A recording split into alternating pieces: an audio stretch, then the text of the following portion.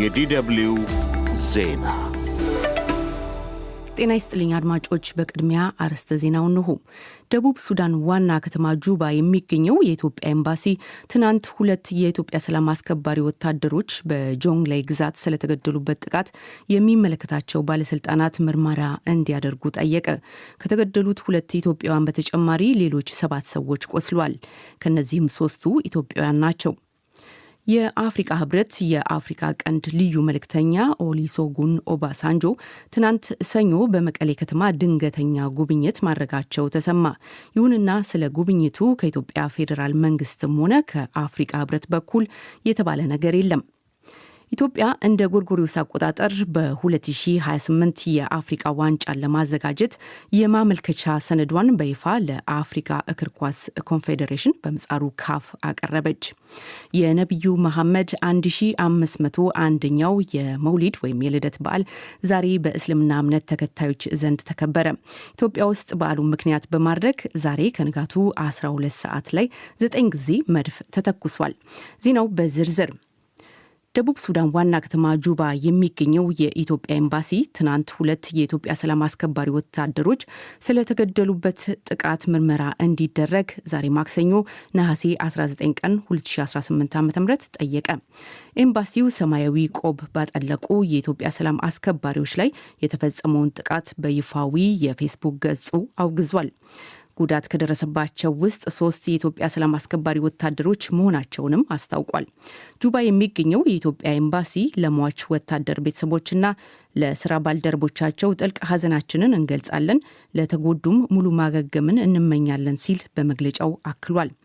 ደቡብ ሱዳን የተሰማሩ 2 ኢትዮጵያውያን የተባበሩት መንግስታት ድርጅት የሰላም አስከባሪዎች በቅኝት ላይ ሳሉ መገደላቸውን የድርጅቱ የደቡብ ሱዳን ተልዕኮ ያስታወቀው ትናንት ሰኞ ማምሻውን ነበር። ድርጅቱ ከተገደሉት 2 ኢትዮጵያውያን በተጨማሪ 7 ሰዎች ቆስለዋል ብሏል።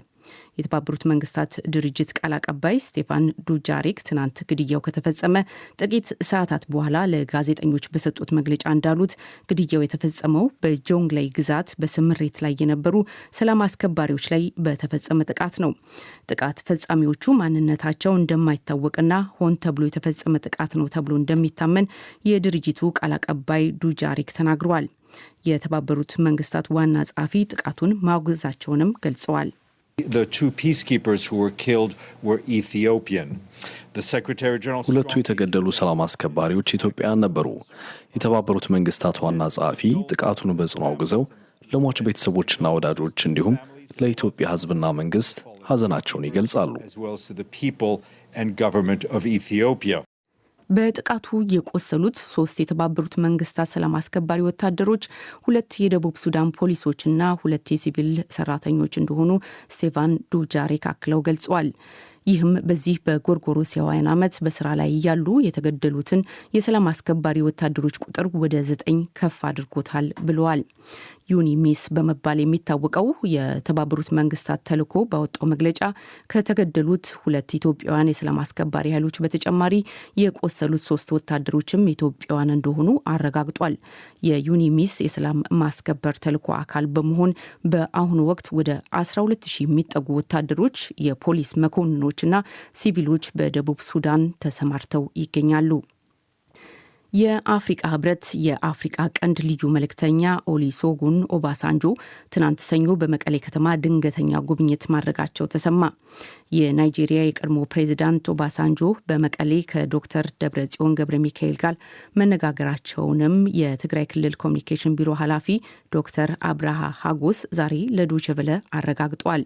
እንደ የኮሚኒኬሽን ቢሮ ኃላፊው ዶክተር አብርሃ ከሆነ የልዩ መልእክተኛው ኦባሳንጆ የመቀሌ ጉብኝት ዓላማ ሰላም መውረድ እንዲችል ከትግራይ ክልል መሪዎች ጋር ለመወያየት ነው።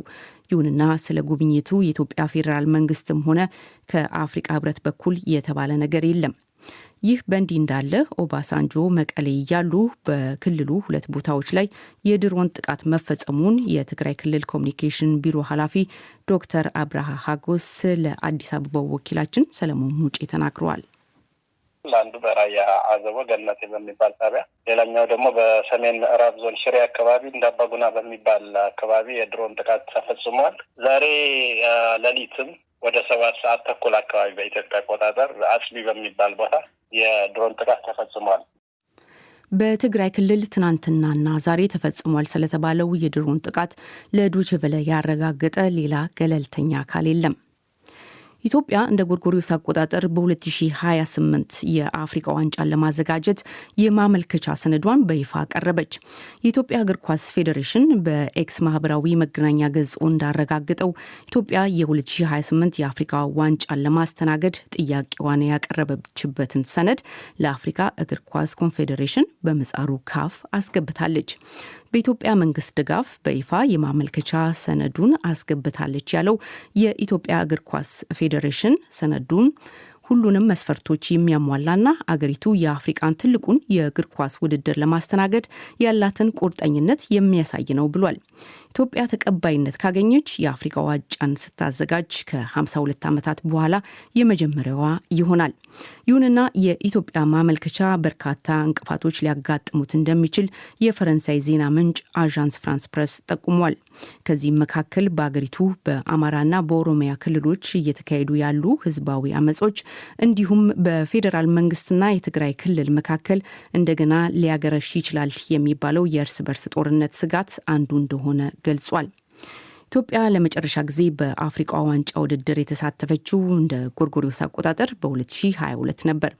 በየ2 ዓመታት የሚካሄደው የአፍሪካ ዋንጫ ለመጨረሻ ጊዜ የተካሄደው በሞሮኮ ሲሆን ቀጣዩን ውድድር ኬንያ፣ ዩጋንዳና ታንዛኒያ በጋራ ያስተናግዳሉ።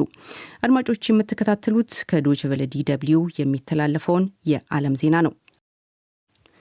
የግሪክ የባህር ዳርቻ ጠባቂዎች ዛሬ ማክሰኞ 79 ስደተኞችን ከግሪክ ትልቋ ደሴት ክሬት አቅራቢያ መታደጋቸው ተገለጸ። የባህር ኃይሉ እንዳስታወቀው ስደተኞቹን መታደግ የተቻለው አንድ የአውሮፓ ህብረት ሰው አልባ አውሮፕላን 2 ስደተኞችን የጫኑ ጀልባዎችን በደቡብ ክሬት የሚገኝ ወደብ አቅራቢያ ካገኘ በኋላ ነው። ከስደተኞች መካከል ቢያንስ 2 ሴቶችና 2 ለአካለ መጠን ያልደረሱ ልጆች ይገኙበታል ተብሏል። ከባንግላዴሽና ከሱዳን የመጡ ስደተኞች እንደሚገኙበትም የባህር ኃይሉ አስታውቋል። ክሪት ከሊቢያ የባህር ዳርቻ 320 ኪሎ ሜትር ርቀት ላይ የምትገኝ የግሪክ ደሴት ስትሆን በሊቢያ በኩል አድርገው አውሮፓ ለመግባት ለሚፈልጉ ተገን ፈላጊዎች ዋና መተላለፊያ እንደሆነች አዣንስ ፍራንስ ፕሬስ ዘግቧል። ዩናይትድ ስቴትስ ከኢራን ጦርነት በፊትና በጦርነቱ ወቅት ከመካከለኛው ምስራቅ ኤምባሲዎቿ ለቀው የወጡ ዲፕሎማቶቿን ለመመለስ በዝግጅት ላይ እንደሆነች ሮይተርስ ዜና ምንጭ ኒውዮርክ ታይምስን ዋቢ አድርጎ ዘገበ። በዚህም መሰረት አንድ የዩናይትድ ስቴትስ የውጭ ጉዳይ ሚኒስቴር የውስጥ ሰነድ እንደሚጠቁመው በዚህ ሳምንት መጀመሪያ ላይ ስራው ሊጀምር ይችላል። ይህ በእንዲህ እንዳለ የዩናይትድ ስቴትሱ ፕሬዝዳንት ዶናልድ ትራምፕ ዛሬ ማክሰኞ እንደተናገሩት በሆርሙዝ የዓለም አቀፍ የባህር ወሽመጥ የሚገኙ ሁሉም ፈንጂዎች ተወግደዋል ወይም እንዲከሽፉ ተደርገዋል። ከዚህ በተጨማሪም ማንኛውም አዲስ ፈንጅ የሚቀብር የኢራን መርከብም ይሁን ጀልባ ወዲያውኑና በስልታዊ መንገድ እንደሚወገድ ለኢራን ማስጠንቀቂያ ተሰጥቷል ማለታቸውም ተዘግቧል። የነቢዩ መሐመድ 1501ኛው የመውሊድ ወይም የልደት በዓል ዛሬ በእስልምና እምነት ተከታዮች ዘንድ ተከበረ። ኢትዮጵያ ውስጥ በዓሉን ምክንያት በማድረግ ዛሬ ከንጋቱ 12 ሰዓት ላይ 9 ጊዜ መድፍ ተተኩሷል። በታላቅ መንፈሳዊ ስነስርዓት በአዲስ አበባ አንዋር መስጊድ በተካሄደው ዝግጅት ላይ ለህዝበ ሙስሊሙ ንግግር ያደረጉት የኢትዮጵያ የእስልምና ጉዳዮች ጠቅላይ ምክር ቤት ተቀዳሚ ምክትል ፕሬዝዳንት ሼክ አብዱል ከሪም ሼክ በድሪ የታላቁ ነቢይ መሐመድ የልደት መታሰቢያ በዓልን እኛ ከማንም በላይ እናከብረዋለን ብለዋል። የመውሊድ በዓል በበርካታ የእስልምና እምነት ተከታይ ሀገሮች ዘንድ ይከበራል። ይሁንና ሁሉም ሙስሊሞች አያከብሩትም። አከባበሩም እንደየሀገራቱ ባህል ሊለያይ ይችላል። የመውሊድ በዓል በኢትዮጵያ ብሔራዊ በዓል ነው። አድማጮች፣ በአዲስ አበባ አንዋር መስጊድ የነበረውን አከባበር አስመልክቶ በዕለቱ ዜና መጽሔት ዘገባ ይኖረናል። ይህ ዶይቼ ቬለ DW ነው።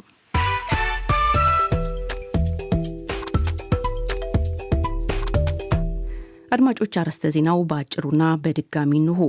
ደቡብ ሱዳን ዋና ከተማ ጁባ የሚገኘው የኢትዮጵያ ኤምባሲ ትናንት 2 የኢትዮጵያ ሰላም አስከባሪ ወታደሮች በጆንግሌ ግዛት ስለተገደሉበት ጥቃት የሚመለከታቸው ባለስልጣናት ምርመራ እንዲያደርጉ ጠየቀ። ከተገደሉት 2 ኢትዮጵያውያን በተጨማሪ ሌሎች 7 ሰዎች ቆስለዋል። ከነዚህም 3ቱ ኢትዮጵያውያን ናቸው። የአፍሪካ ህብረት የአፍሪካ ቀንድ ልዩ መልእክተኛ ኦሉሴጉን ኦባሳንጆ ትናንት ሰኞ በመቀሌ ከተማ ድንገተኛ ጉብኝት ማድረጋቸው ተሰማ። ይሁንና ስለ ጉብኝቱ ከኢትዮጵያ ፌዴራል መንግስትም ሆነ ከአፍሪካ ህብረት በኩል የተባለ ነገር የለም።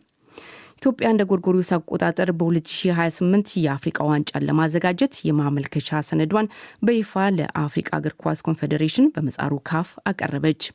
የነብዩ መሐመድ 1501ኛው የመውሊድ ወይም የልደት በዓል ዛሬ በእስልምና እምነት ተከታዮች ዘንድ ተከበረ። ኢትዮጵያ ውስጥ በዓሉን አስመልክቶ ዛሬ ከንጋቱ 12 ሰዓት ላይ 9 ጊዜ መድፍ ተተኩሷል። ዜናው በዚሁ አበቃ።